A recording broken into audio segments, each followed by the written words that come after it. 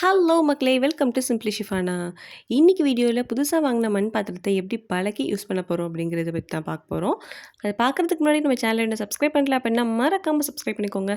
பக்கத்துல இருக்க நோட்டிஃபிகேஷன் பெல்லையும் தட்டி விடுங்க. அப்பதான் நான் போடுற வீடியோஸ் உடனே உடனே உங்க மொபைல் தேடி வரும். வாங்க வீடியோக்குள்ள போயிடலாம். ஃபர்ஸ்ட்டு நான் என்னென்ன மண் பாத்திரங்கள்லாம் வாங்கியிருக்கேன் அப்படிங்கிறத உங்ககிட்ட காமிக்கிறேன். இது பக்கத்துல இருக்கிற ஒரு க்ளே பாட் ஷாப்ல வாங்குனது தான். ஊருக்கு வந்ததோட இதையும் கையோட வாங்கிடலான்னு சொல்லிட்டு வாங்கியிருந்தேன். 2 ஃப்ளவர் வேஸ் வாங்கியிருந்தேன். இது வந்து சும்மா தண்ணி ஊத்தி மணி பிளான்ட் வச்சுக்கலாம்.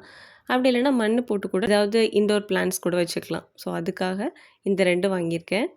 இன்னொன்று வந்து பொரியல், அந்த அவியல் அந்த மாதிரிலாம் செய்கிறதுக்கு இந்த பாத்திரம் வாங்கியிருக்கேன். இதில் நம்ம ஆப்பம் கூட சுடலாம், நல்லாயிருக்கும். மண் பாத்திரத்தை வந்து இப்படி கொட்டி பார்த்து தான் வாங்கணும். கொட்டும்போது இந்த மாதிரி சவுண்ட் வரணும். அந்த சவுண்ட் வச்சு தான் அந்த மண் பாத்திரத்தையே வாங்குவாங்க. அதில் கிராக்ஸ் இருக்கா அப்படிங்கிறதையும் கண்டுபிடிப்பாங்க. இது வந்து ரைஸ் வைக்கிறதுக்காக இது வாங்கியிருக்கேன். இது ஒரு 3 பேர் மதியம் சாப்பிட்லாம் அந்த அளவு இருக்கும். 1/2 கேஜி பிடிக்கும்னு நினைக்கிறேன். இதுதான் சொன்னாங்க. இந்த ஆப்பசட்டி வந்து ₹100. இந்த பானை வந்து ₹90. இந்த 2 ஃப்ளவர் வேஸ் வந்து ₹70. ஸோ இது எல்லாமே ஃபஸ்ட்டு நல்லா தரோவா வாஷ் பண்ணிடலாம். ஃபஸ்ட் டைமாக வாங்கின புது மண் பாத்திரத்தை பாத்திரம் கழுவுற சோப் இல்லைன்னா லிக்விட் எதுவுமே போடாமல் ஜஸ்ட்டு தண்ணியில் மட்டும் கழுவிக்கோங்க. அதில் ஜஸ்ட்டு தூசி மட்டும் தான் இருக்கும். ஸோ நம்ம தண்ணியில் நல்லா தேய்ச்சி கழுவினாலே, கையை வச்சு தேய்ச்சி கழுவினாலே போதும். நான் ஃபுல்லாக தரோவாக வாஷ் பண்ணதுக்கப்புறம் எல்லாத்துலேயும் தண்ணி பிடிச்சி வச்சிடலாம். எந்த தண்ணினாலும் பிடிச்சி வச்சுக்கோங்க. நல்ல தண்ணி இல்லை டேப் வாட்டர் எதுனாலும் தண்ணி பிடிச்சி ஒரு நைட்டு ஃபுல்லாக அப்படியே வச்சிடலாம். அப்படி இல்லைன்னா ஒரு பெரிய அகலமான பாத்திரம் எடுத்துக்கோங்க. அதில் ஃபுல்லாக தண்ணி நிரப்பி நம்ம வாங்கின எல்லா க்ளே பாட்ஸையும் அதில் நல்லா முக்கி வச்சுருங்க. ஒரு நைட் அப்படி இல்லைன்னா 1 டே ஃபுல்லாக அதுலேயே ஊற வச்சுருங்க. அந்த இதே போதுமானது. இந்த ப்ராசஸ் எதுக்காக பண்ணுறோம் அப்படின்னா, நம்ம மண் சட்டியில் செய்கிறப்ப அந்த மண் வாசனை வரக்கூடாது அப்படிங்கிறதுக்காக தான் இந்த சீசனிங்லாம் பண்ணுறோம். அதனால் இந்த ப்ராசஸை கண்டிப்பாக பண்ணணும். ஃபஸ்ட்டு வந்து வெறும் தண்ணியில் ஊற வச்சுருங்க. வந்து குக்கிங்க்கு மட்டும்தான் இந்த ப்ராசஸ்.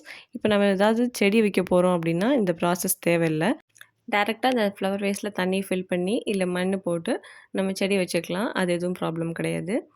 இப்போ நெக்ஸ்ட் டே ஒரு நைட் நல்லா ஃபுல்லாக விட்டுட்டு அதுக்கு அடுத்த நாள் அந்த தண்ணியை வேஸ்ட் பண்ணாமல் ஒரு செடிக்கு விட்டுருங்க.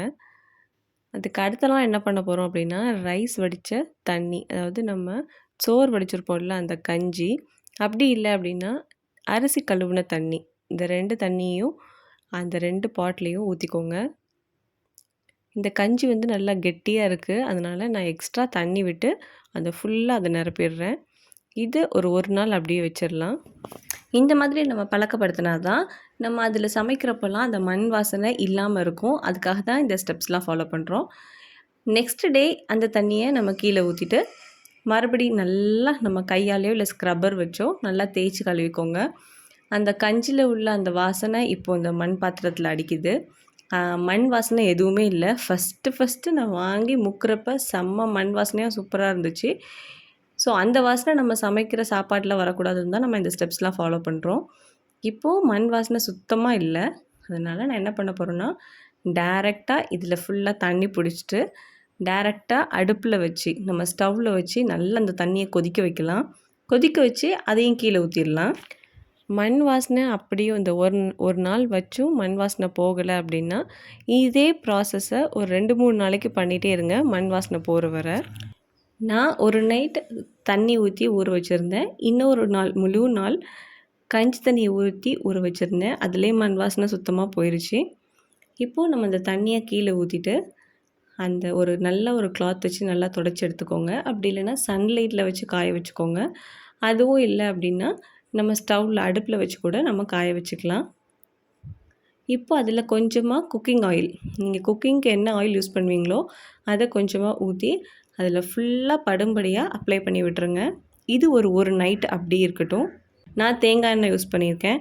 ஏன்னா நான் ஃபஸ்ட் டைம் வயநாட்டில் வாங்கின அந்த பாத்திரத்தை எப்படி பழக்கினேன்னா, கடலெண்ணெய் யூஸ் பண்ணி பழக்கினேன். ஆனால் அந்த ஸ்மெல் வந்துகிட்டே இருந்தது அடுத்து நம்ம குக் பண்ணும்போதெல்லாம். ஸோ அதனால் நான் தேங்காய் எண்ணெய்னா பிடிக்கும்னு சொல்லிவிட்டு தேங்காய் எண்ணெய் ஊற்றி அப்ளை பண்ணி வச்சுருந்தேன். மண் பாத்திரத்தில் சமைக்கிறதுனால என்ன ஒரு அட்வான்டேஜ்னு பார்த்தீங்கன்னா, நம்ம சமைக்கிற சாப்பாட்டில் உள்ள அந்த நியூட்ரிஷன் ஃபுல்லாக அந்த ஃபுட்லேயே ரீட்டெயின் ஆகிருக்கும். அதனால மண் பாத்திரத்தில் சமைக்கிறது ரொம்பவே நல்லது. ரொம்ப டிஃபிகல்ட்டான ஸ்டெப்ஸ்லாம் இல்லை. ஈஸியான 3 ஸ்டெப்ஸில் ஈஸியாக நம்ம சீசனிங் பண்ணிடலாம். ஃபர்ஸ்ட்டு ஸ்டெப் தண்ணி ஊற்றி ஊற வைக்கணும் ஒரு நைட்டுக்கு. அப்புறம் ஒரு நாள் ஃபுல்லாக வடிகஞ்சி ஊற்றி ஊற வைக்கணும். அப்படி இல்லைன்னா அரிசி களைஞ்ச தண்ணி வச்சு ஊற வைக்கணும். தேர்ட் ஸ்டெப் வந்து எண்ணெய் அப்ளை பண்ணி ஒரு நைட் ஃபுல்லாக ஊற வைக்கணும். அவ்வளோதான். இந்த வீடியோ உங்களுக்கு யூஸ்ஃபுல்லாக இருந்துச்சு அப்படின்னா மறக்காம ஒரு லைக் போடுங்க. வேற ஒரு சூப்பரான வீடியோவில் உங்களை சந்திக்கிறேன். அன்டில் தென் பாய், டேக் கேர்.